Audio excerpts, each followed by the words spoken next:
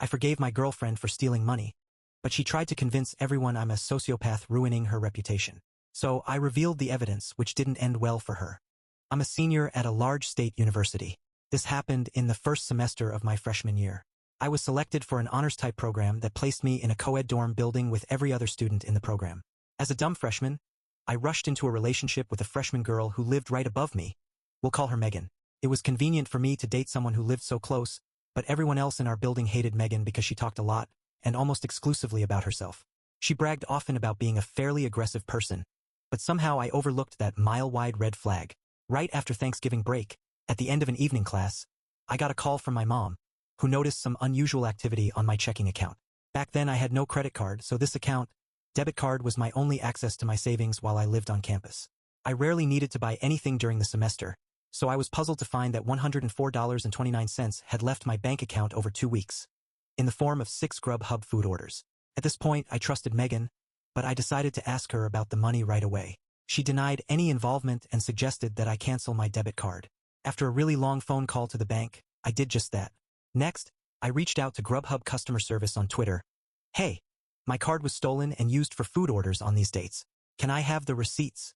They sent me the first and last receipts, but they had to redact the personal info of the account holder.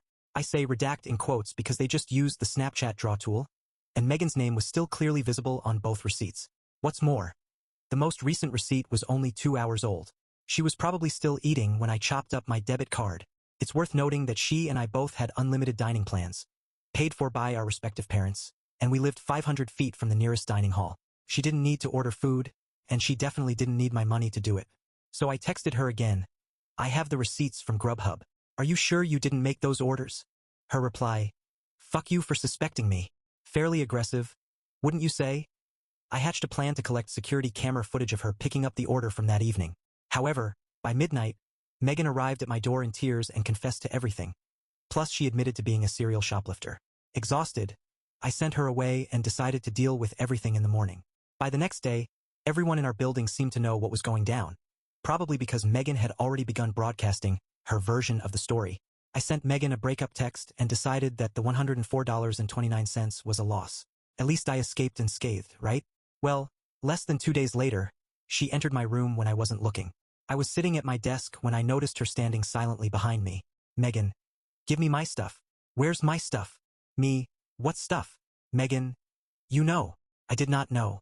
She tore through the room, looking for something that she refused to identify. Just as quick as she came, she was gone, and I locked the door because obviously this wasn't over yet. Within a minute, she was back. She stood outside my door, knocking and demanding I let her back inside. The knocking quickly got more violent. She started shouting, I know you're fucking in there, and open the motherfucking door. Mind that we lived in this building with students in our program who all know each other, and all of them could hear her. Pretty quickly, Megan was rattling the handle of my door. Next, she began throwing herself at it, shoulder first, trying to break it down. I lived next door to my RA, but judging by the lack of any intervention, he was elsewhere. So I whipped out my phone and texted him to send backup. Meanwhile, I saw my heavy wooden door bending and buckling. I even heard it crack a bit.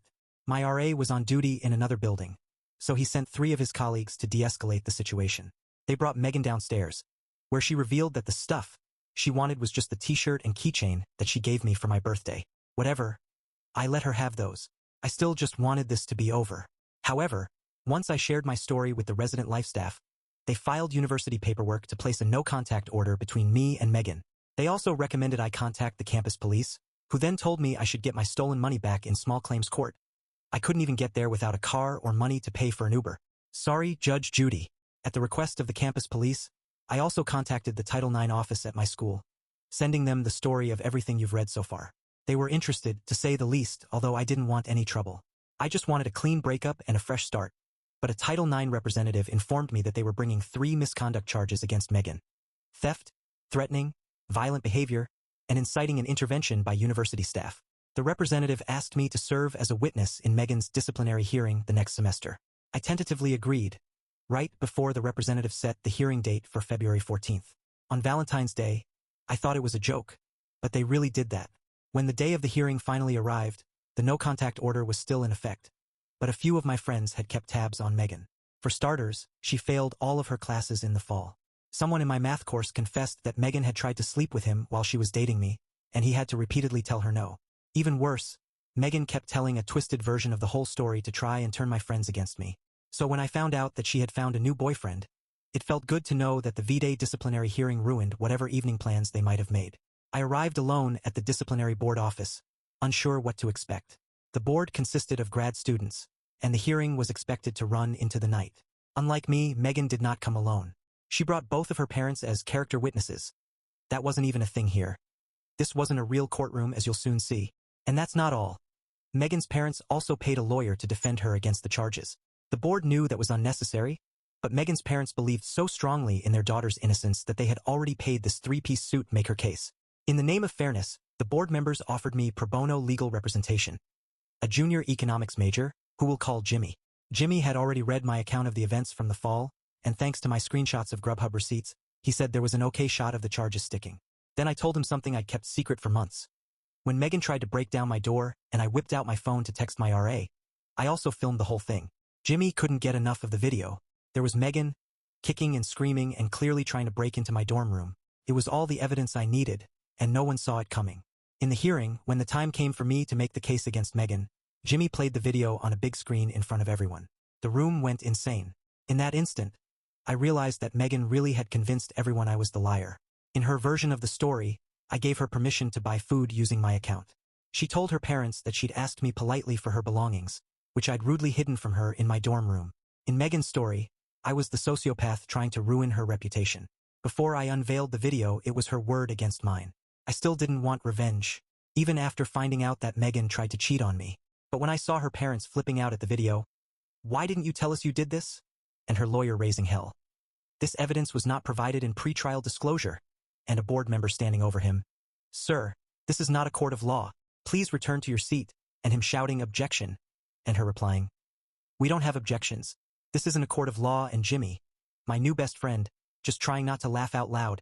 That's when I realized how good revenge can feel when it's fair and deserved. The board found Megan responsible on all three charges. My side of the bench recommended the university terminate her housing contract and force her to pay restitution. Her side recommended only restitution and a reprimand. The board compromised. Her family paid back most of the money she stole, most because 2 of the 6 orders had the same price, and the lawyer convinced the board I had duplicated an order. And Megan was forced to move into a different dorm building. This probably would have helped her anyway because every student in our program's building knew everything she'd done and lied about. They wouldn't speak to her, and no one wanted to be her roommate. By the time she had to move buildings, she'd already failed all of her courses again. Having paid for her tuition, her unused dining plan, her lawyer, and her restitution, Megan's parents finally pulled her out of school. Where are they now? Last I heard, Megan returned as a part-time student, but I never saw her again because the no-contact order still stands. I'm now Facebook friends with the guy Megan tried to seduce. Oh, and Jimmy and I connected on LinkedIn. As for me, well, I no longer date fairly aggressive people.